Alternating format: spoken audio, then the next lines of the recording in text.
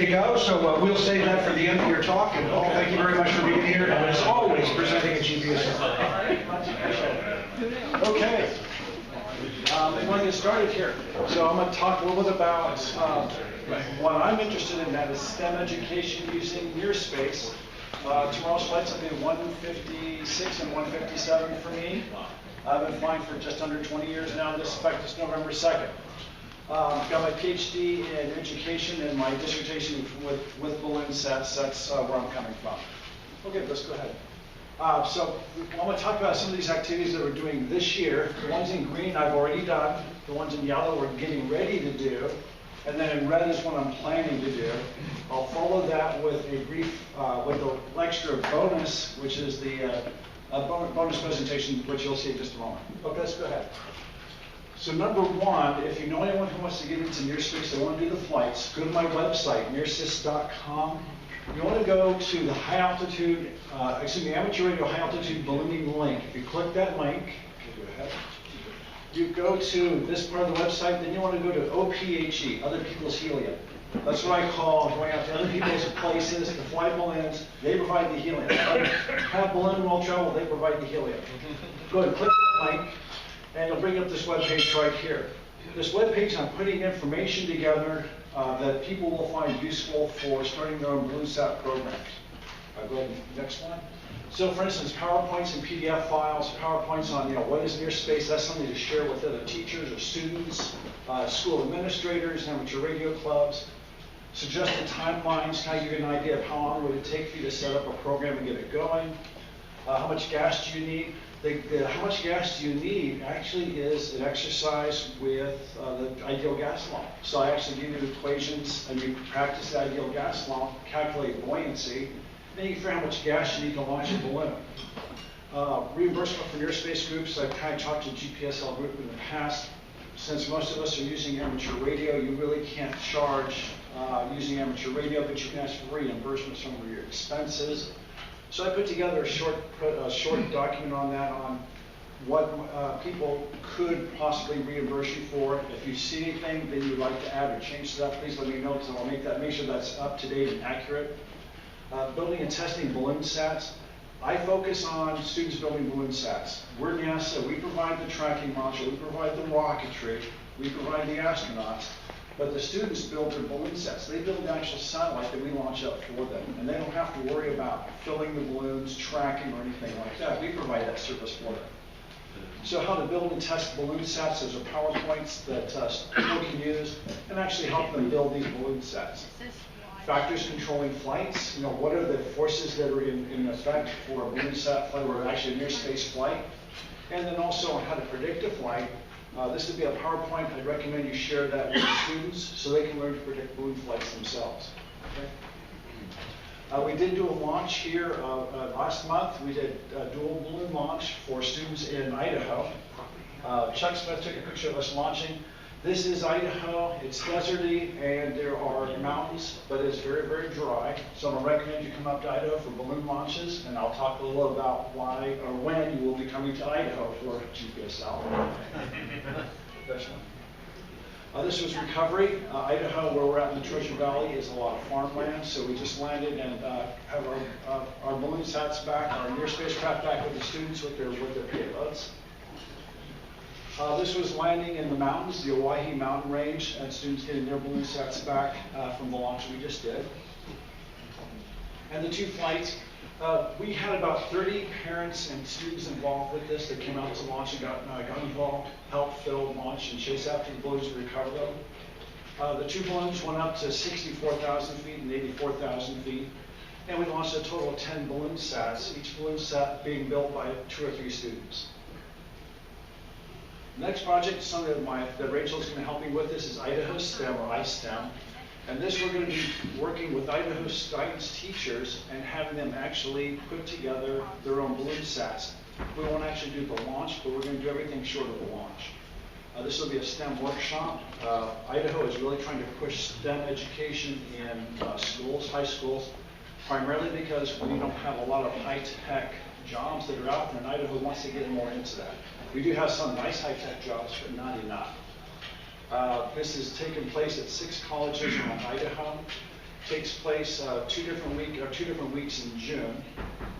And the idea is to increase STEM expertise of our teachers so that the teachers can bring that to their students. So in essence, we are teaching the teachers. The workshop we're going to do is the week after we get back. This will be on Monday. We're actually going to teach teachers how to solder and build electronic circuits and do the programming of the pickaxe, flight computers. So on Tuesday, they'll actually build their airframes out of styrofoam, glue them together to test the BalloonSats. Wednesday is our field trip day, so we will go take a trip out to the National Weather Service. We are going to do a balloon launch, so they're going to see a balloon get filled and get launched, but it won't involve their BalloonSats. We're actually going to send up a little net with paper airplanes that teachers will build. We'll launch that up, and the teachers will see their paper airplanes get carried up to somewhere like 20,000, 30,000 feet before the balloon breaks and it releases their paper airplanes. And the quadcopter test, we need to take off that for right now, and I'll explain why. We won't be doing a quadcopter test, but we will go to the National Weather Service to watch a balloon get launched. And on Thursday, we'll spend time analyzing the data. So when we're all done, the teachers would have done everything that a student would do for a BalloonSat launch. And the idea is that if teachers are comfortable with doing this, then they're comfortable presenting it to their students and having their students do the same thing.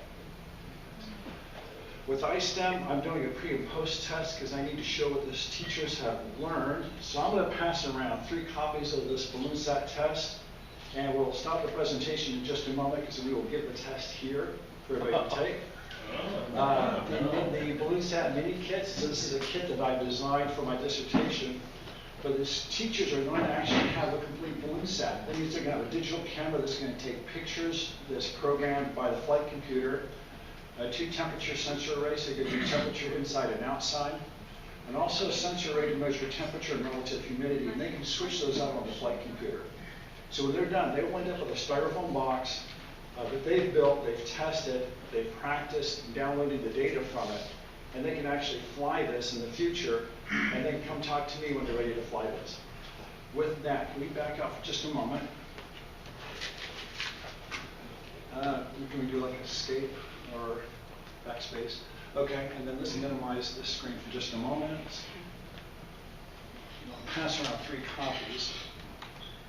And let's go to interjection NearSys test. There we go.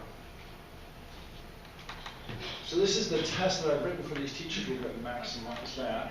So this is the test that I've written. We will actually give this to the teachers before and after their presentations. So we'll kind of run through it right now. What is the name of the first layer of the atmosphere? Troposphere. Troposphere. What about the second layer? Stratosphere. Next layer? Ionosphere. Ionosphere is actually part of, so you get to meso, and then above the meso is thermosphere. Thermosphere. And then how the temperature changes as you go up in altitude. It gets colder as you go up, it gets warmer, it gets colder, it gets warmer again. Okay, let's go to the next question. So quick question, why does the temperature of the second layer of the atmosphere change in the opposite direction of the first layer? Is it because of A, air pollution darkens the sky at high altitude, B, cirrus clouds at high altitude consist of water vapor, or C, the ozone layer blocks solar ultraviolet radiation? C, you got C. Where does NearSpace begin? A, at 29,028 feet, B, between 30 and 40,000 feet, C, 60,000 feet, or D, 328,000 feet? C. Yeah, you got it, C. At what altitude does outer space begin? Same answers, A, B, C, or D? D, you got it. What is the propulsion method that amateurs use to reach near space, and what is the expected altitude this propulsion can reach? Hot air balloons at around 29,028 feet. Do we use model rockets and get between 30 and 40,000 feet? Or would you use weather balloons to get around 85,000 feet? C, you got it. 6. What are the major parts of a near spacecraft? This will be multiple choice. There'll be multiple answers here. Do a near spacecraft have motors? No. How about balloons? Yes. Yeah. Radio tracking modules? Yes. Airframes? Yes. No, I don't put that down. I'll explain why in just a moment. Guidance systems? No. We don't. How about fins? No. Parachutes? Yes. Yeah, yeah. Okay. I had one No, they did not have a parachute. Circle answers which list the correct name of the forces acting on your spacecraft and the direction they act. Is buoyancy a force, and does it act downwards? No. No. Does buoyancy act on the balloon, and does it act upwards? Yes. That's true, it does. How about drag? Does drag act on your spacecraft, and does it act horizontally? Yes. No. Okay. How about drag, and does it operate down? Yes. It does. What about thrust? Is there thrust on your spacecraft, and does it act in the upwards direction? Yes. Yeah. Yeah, not thrust. So, yeah. And of course, not thrust horizontally either. Drag actually could be C or D, could both be correct. Whether you're ascending or descending, that's where you could flip-flop there. 8, circle the major components of a balloon set. Now, this is just the capsule that students build. Does not include tracking module or tracking systems. It's just their science experiment. So, do they build the avionics? No, but avionics just means aviation electronics. What about the motor? Do you build a motor for a balloon set? Radio tracker. Do you build a radio tracker? We have a cut-down system. For your motor? Cut-down. Okay. Servos. What about radio tracker? Do you put a radio tracker into your balloon set? No. No. Yeah, students want to do it. How about do they build an airframe? Yeah, airframe is the outer body, usually styrofoam. And what about parachute? Do students build their parachutes for their balloon sets? No. They do not. Okay. Then we have a short quiz with electronics. So the first item was a LED diode. Second one, that's a device with 4 colored bands on it. You can't really see it. It's a resistor. Get it? Okay. And then C. Yeah, capacitor. You can also say electrolytic capacitor. Now, we're going to use a pickaxe to build my build for this class. So, do they program in C++, Basic, Java, or Python? Use Basic. So, pickaxe uses Basic. They're going to have to learn a little bit about programming language itself. So, if they see the command read ADC, does that read a program into memory? Convert analog voltages into digital voltages, or store data on a PC monitor? B. It does B. Pause 1,000. Does that pause a program for 1,000 seconds? Stop the program until 1,000 data are read or recorded? Or does it wait 1 second before jumping to the next command? C. It's C. So if you're familiar with the pickaxe programming language, you would know this, and that's just something we would teach in the class. And then finally, SeerTXD, does that display text on a PC monitor, convert serial data into text data, or certify data is in a text format? It does A, that's right. So that's what the test will be, and I've got 3 copies if anybody would like copies and play around with. I'll go ahead and pass those around. So that's what we're going to give these teachers before they take the class, and then again after they take the class, with the hopes of finding that they actually learned something when they were done with my class. Okay, let's go right back and start that again. Okay, so that's going to involve the pre and post test, and the BalloonSat kits, like I said, are based on the Pickaxe 08. So they're going to learn to program the BASIC. These teachers, some of them probably have never tried programming before, so this will be an experience for them. Okay. Let's go ahead and just start, run from the current slide. There we go. Okay, next slide, please. So this was the test I just gave the test. We go to the next slide. I just want to remind you to put the test there. And this is what it takes to teach 15 teachers to build balloon sets. That's all the equipment we put together. Styrofoam, electronics, plastic, soldering irons, hot glue guns, metal rulers, X-Acto knives, plastic tubing, the works. That's everything for 15 teachers. But it doesn't take shoes? It does not take shoes. Shoes don't. And probably you don't want to be too close to those feet with the shoes off anyways. Next is I'm trying to push this idea of doing the NearSpace Explorer. So this is a newsletter, magazine, journal I'd like to produce.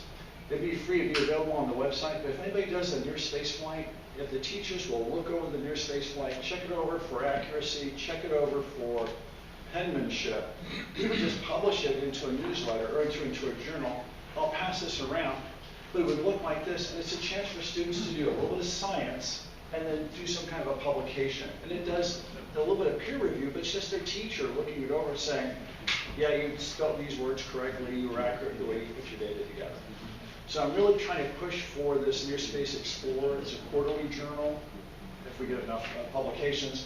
But it's a practice for students to actually practice learning to write journals after doing some kind of research. So still looking for submissions. It's free. I would just copy and paste it together, and it would be available online. So if you have students building BalloonSats, doing science data with your BalloonSats, please let me know, and let's try to get this NearSpace Explorer Science Journal, amateur practice science journal, and make that a reality. Community education, now I've done this back in 2014. I'm going to make the proposal again to the Boise School District. It would take place during the fall semester. It's a 6-week class. We invite families in to build BalloonSats. They would work for 2 hours a night, 2 nights a week, and for 6 weeks, get this BalloonSat built, get it tested. We would do a balloon launch for them on Saturday morning, and teach these families to solder, program, and build these BalloonSats. Again, it's community education, so it's a family-oriented science education. Okay. Professional development, this is something that teachers go through once a year. Teachers take a day or 2 off of school. They meet in, they go to conferences basically and learn something about teaching or state standards or something like that. We did this in 2014, and we actually got one of our teachers that we launched for last month actually came to us through this in-service experience. But we get teachers who are interested in learning about NearSpace, and they will actually sit down in our class for 90 minutes. They will see what's done. They're not going to do a lot of the work, but we get a soldering iron out. They can solder one component. They can look at the code. They can see what it takes to build a BalloonSat, see presentations and demonstrations, videos, that kind of thing. Find the link to our website, and just acquaint these teachers with what NearSpace is all about. And the payoff here is that next year, they would be building, we would hope, building BalloonSats and getting them launched. So this is just a real quick introduction, not the whole, get the experience to do it yourself, but just an introduction. Do teachers get credit for continuing education hours if they attend? Okay, for this professional development, you do not for my one class, but with this continuing education, since it involves 2 days, the teachers can attend several different sessions and then write a report on it, write a paper on what they've learned, and then they can get continuing education credits. You get 1 credit for like $60, but it's not just one class. You got to attend the whole 2 days and do probably about half a dozen different sessions, or actually more than half a dozen different sections in the process. But again, this is get the teachers acquainted to what's going on. School's already started, so they're not going to change their curriculum right away. But the idea is that next year, they would then be involved with NearSpace and getting their students to build BalloonSats. So that's what we're kind of doing with STEM education. Again, this we need to reach the teachers first. Just going to students is not enough. Going to students and parents can help, but getting the teachers exposed to NearSpace and getting them trained with NearSpace so they feel comfortable with doing NearSpace themselves makes them more inclined to bring NearSpace to their classroom.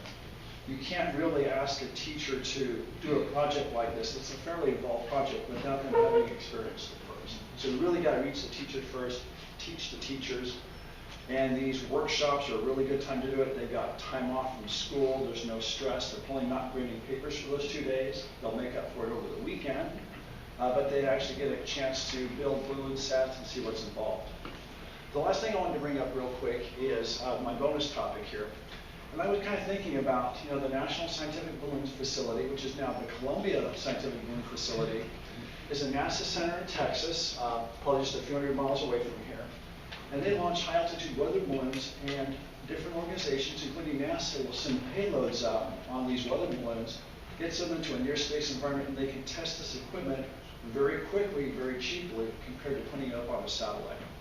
But what do amateurs have that is their equivalent to the Columbia Scientific Balloon Facility? I have a proposal that is one object. Go ahead. It's a quadcopter. With a quadcopter, we can send up experiments up to 400 feet. Legally, you can go up higher than that under certain circumstances. Quickly send up payloads, test them, bring them back down again, do troubleshooting. So I propose using quadcopters as a way of taking student experiments for NearSpace, testing them real quickly on the ground at low altitudes, let the students debug them, and then go back again, fix them before they do their balloon flights. The uses I see is that you can test avionics, send up cameras, sensors, temperature sensors, that kind of thing. Test them, make sure they're going to work properly, and then give students a chance to download and practice analyzing their data. But in addition to this, I see that you can help with near space recovery. You can also help promote near space in STEM by sending up experiments. And also, it's a nice platform for doing science experiments just by themselves. Okay. I'm using the blade Chroma for my quadcopter, and I've carried up 13-ounce payloads. I know I can carry up over 1 pound. This thing goes up to 400 feet, and it takes literally 20 seconds to do it. And that's at 13 ounces, so obviously I carry up a pound easily. I can fit a cube underneath the Chroma. It's got very high legs. I can slip a 5-inch cube, so anything within a 5-inch by 5-inch by 5-inch footprint I can carry up. It's set legally for 400-foot maximum altitude. That can be changed, but just to make it simple, just go up 400 feet and don't try to make any changes to the quad. It's very quick turnaround because it takes you 20 or 30 seconds. You're up at altitude, you're collecting data, you're on the ground in less than a minute. So it's really quick turnaround, just like sending up an experiment on weather balloons with the Columbia Scientific Balloon Facility. It's very quick turnaround time for universities and for NASA. They're very cheap flights. It's not like a rocket where you have to buy a model rocket engine every time you fly. You just recharge the battery and up you go. And if I charge the battery once, I can send up a dozen flights, no problem. And also the quadcopters are easy to fly with the built-in firmware, the GPS receiver, and the accelerometers. They basically fly themselves. I just put the throttle full up and up I go. Okay, thanks. So I am using the blade Chroma. I built a payload pallet for it so I can actually strap electronics underneath it, underneath the landing legs there. And I provide separate power. I don't tap into the power on the Chroma itself. But just this standalone payload I send up, and it's a pallet that attaches to the underside of the quadcopter. One of the first tests I did, in fact, the first reason I bought the Chroma blade was to do a digipeater, to send up a digipeater up on a 400-foot, basically a 400-foot mast, to try to get data from a near spacecraft that was on the ground. So this example here, I was 1 mile away, and what's circled there is my house from 1 mile away and 400 feet up. In the front yard, you can't see it here, there was one of my tracking modules was on the ground. It was transmitting, and on the ground using my D72, I couldn't get a signal from what was on the ground.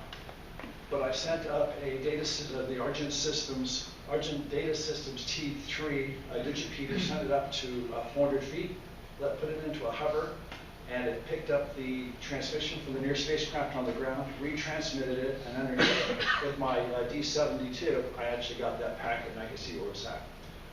There's been times in Idaho when we've landed and we'll get into rolling hills, into a canyon or something like that, and there's also can be poor eye gate coverage in some parts of Idaho. If you land and your last position report is 1,000 or 2,000 feet above the ground, you don't know exactly where you've landed, and you typically will drive around in a circle trying to get a packet from it. The near spacecraft is transmitting once a minute, and I've had a case where you had to be along a ridge to be able to get a signal from the BalloonSat, from the near spacecraft. And if you weren't on either end of that ridge, you didn't get a signal until you came around again. But if it transmitted after you left that zone, you didn't get that packet. By sending up a quadcopter, though, 400 feet up, you can look down and you can see over about 12 miles away.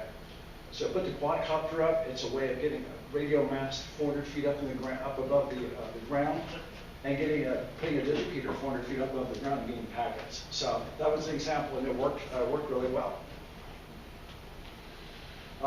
What I also propose to do, and I will test when I get my quadcopter back from the hospital, and I'll explain why it's in the hospital. I'll explain that in just a moment. But underneath this, I have a BalloonSat. Now, the BalloonSat's a little large for the quadcopter, but what I figured I could do is just put 4 lines that I would use to tether the BalloonSat to the rest of the tracking modules, tether that to the quadcopter, have the quadcopter take off, it then pulls up the BalloonSat, fly the BalloonSat up to about 400 feet, let it hover for a minute or two, it collects its data, land the quadcopter, land the BalloonSat first, move the quadcopter forward, land the quadcopter. Students get their BalloonSats back, and then download the data, get the pictures out, get the temperature, pressure sensor, whatever Geiger counter data, whatever data that they're collecting, they get that data out.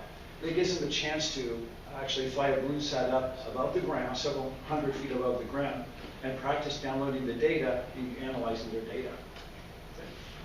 In this case here, I took a temperature and a relative humidity sensor, went up to about 360 feet, and I saw a change in the temperature and change in the relative humidity at that small altitude change. So you can actually see changes in data that means something when you do a balloon flight, even, or excuse me, when you do a quadcopter, even if it's only 400 feet up.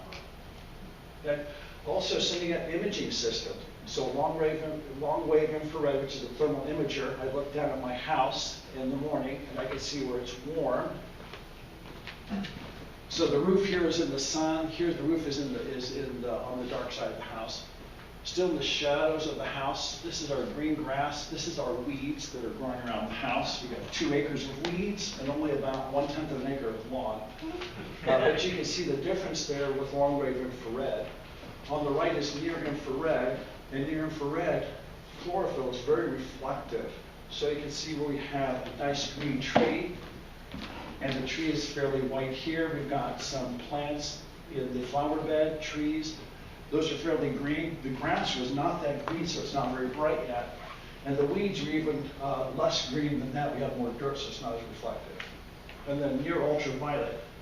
The near ultraviolet, we can, I'm not sure what we're quite seeing there, but you can see that the driveway is very reflective in the ultraviolet, near ultraviolet. So violet to near ultraviolet is fairly bright. And the visible light is what the house actually looks like from what your eyes would see. So sending up images like that, or cameras like that, you can see some interesting data. And the balloon flight that I will do tomorrow, I will carry up the long wave infrared, and we'll try to take some pictures from about 60,000 feet, see what those look like. So we're here to do near space. I'm saying let's get some near space down here so we go and kind of expose students to what we can do in near space. Okay. And if we had some time here, we got 5 minutes. You got time? Okay, let's go show a couple pictures real quick of some of the images. That kind of show what you can see with these cameras, so we would escape. We can just escape out and we can close this down actually. With 5 to go. Imaging. And then we can just kind of click and pull some of those real quick. So that is Babs in long wave infrared thermal imager of the rabbit looking out at us. Let's go to the next. This is the house. This is a canal in black and white. So looking at a canal on the bottom, roads and a field. The field and the water looks a lot alike, but I have one in near infrared should be next. Well, actually, this is a thermal image first. So the thermal image, the water's cool, the field's cool, the roads are very warm. But in near infrared, this is alfalfa field, is very, very bright. So remember, in color, it was fairly dark. And then in infrared, or near infrared, chlorophyll is very, very reflective, and the plants really stick out. Footprints. Okay, this is a car, and this one here, this is me. This is my spot. That's where I'm standing. The car engine is warm, the grill is cool, and the rest of the sedan is cool also. So you can tell the temperatures across the car there. And then a person. Now I'm going to hold for this just for a moment. You're going to notice that you can't see my eyes.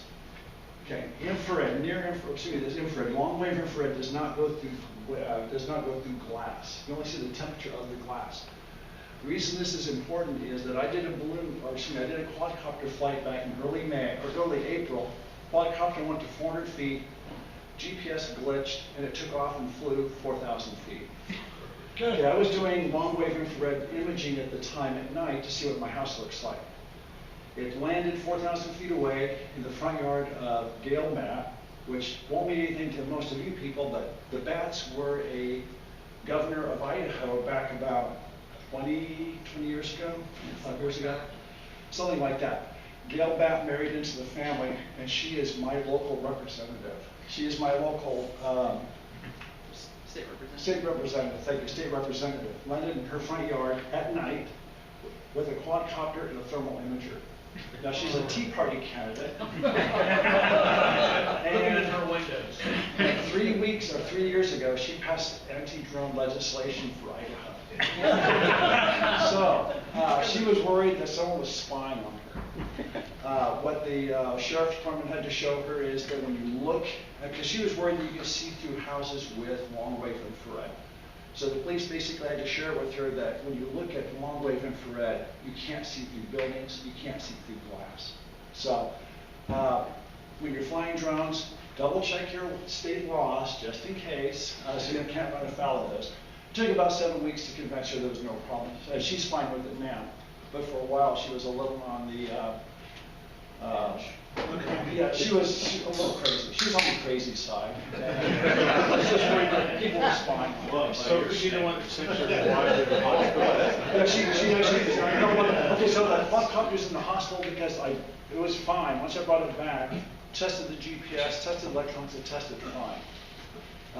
Which really irritates me because you go to Chroma and they'll say, well, the problem was a pilot error. Well, no, it was not a pilot error. But I can't prove that to them because electronics check out fine. But when I was flying it back to the ground, about 1 foot off the ground, one of the propellers cut out or lost power and the quadcopter did a flip and landed. So they're going to fix that up for me now. Hopefully there's a new software fix or something like that to make sure. But the idea is that when the quadcopter loses GPS data, it's supposed to stop. You're supposed to fly it manually.